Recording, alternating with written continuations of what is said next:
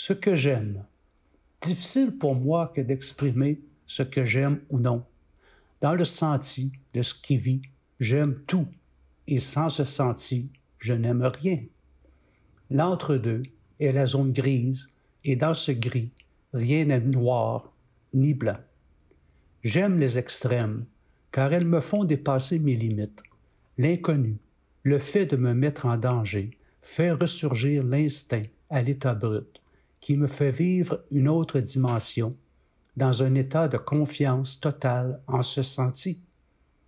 Il y a les sports extrêmes, l'épuisement extrême, me lancer sur scène sans aucune préparation et faire face à un public, malgré ma grande timidité. La méditation est aussi une autre forme d'extrême, d'abandon et de total lâcher-prise sur soi, sur nos pensées. Au fil des ans, tout ce que j'ai pu faire a été de rapprocher mes extrêmes, en essayant de m'accrocher le plus longtemps possible au juste milieu de ces extrêmes, le juste milieu étant la sobriété.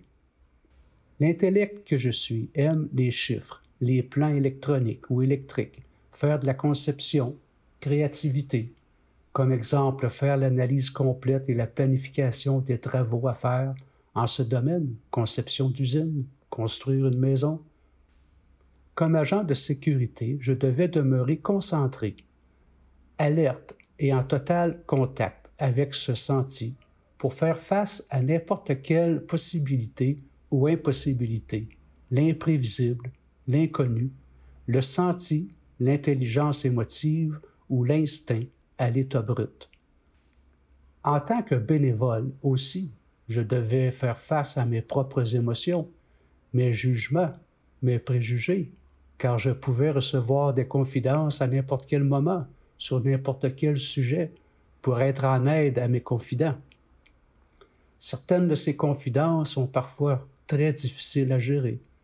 Seulement être une oreille attentive, le non-jugement, la confidentialité, la confiance, à ce niveau-ci étant primordial. Ce que j'aime, faire des nouvelles recettes. Je suis un épicurien.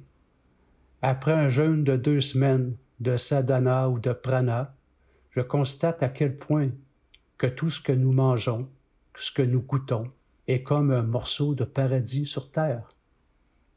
Créer de nouvelles musiques ou interpréter à ma façon d'autres chansons. Peindre par pure émotion, sans penser, des tableaux abstraits. Écrire ou décrire des sentis profonds. Apprendre la manière dont d'autres gens vivent ou voient la vie, les différentes cultures.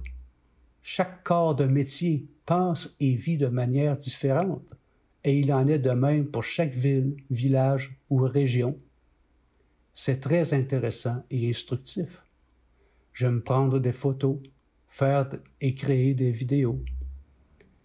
Plus personnellement, ayant tout perdu 5 fois dans la vie, femme, enfant, santé et même la vie à 2 reprises, je dois dire que mon système de valeurs a grandement changé au fil du temps. Alors il m'est très difficile de décrire ce que j'aime ou non, car pour moi, c'est tout comme de décrire les barreaux d'une prison, alors que je suis libre. Les goûts changent, les désirs changent, tout est constamment en changement. Une journée, j'aime ceci, et sans raison apparente, le lendemain, je ne l'aime plus. La vie est emplie de contradictions. Auparavant, c'était noir ou blanc, et aujourd'hui, tout est gris. J'essaie de décrire une chose, ce que j'aime ou non, et je patauge dans les gris.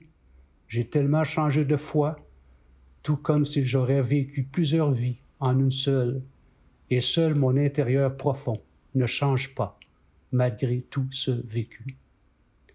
C'est comme lorsque l'on me demande quelles sont mes qualités, mes défauts, et mes forces, mes faiblesses. Je réponds simplement que j'ai les défauts de mes qualités, j'ai les qualités de mes défauts, j'ai les forces de mes faiblesses et la faiblesse de mes forces. Je respecte ceux qui ne m'aiment pas, car ils me confrontent et m'aident à demeurer moi-même. Apprendre à aimer nos ennemis, en fait, il y a plus d'honnêteté provenant d'un ennemi que d'un ami, car l'ami par amour ou par peur de nous blesser, nous cachera des vérités. Une chose primordiale à notre bien-être, à notre santé. Après tellement de changements, tellement de coups durs, après un si lourd vécu, j'ai souvent l'impression de ne pas avoir vécu ou de ne pas pleinement vivre. Un sentiment profond, parfois, de ne pas être utile ou que tout ce vécu n'a pas servi à quoi que ce soit, car il me semble de toujours patauger dans les mêmes eaux. Paix, amour, harmonie.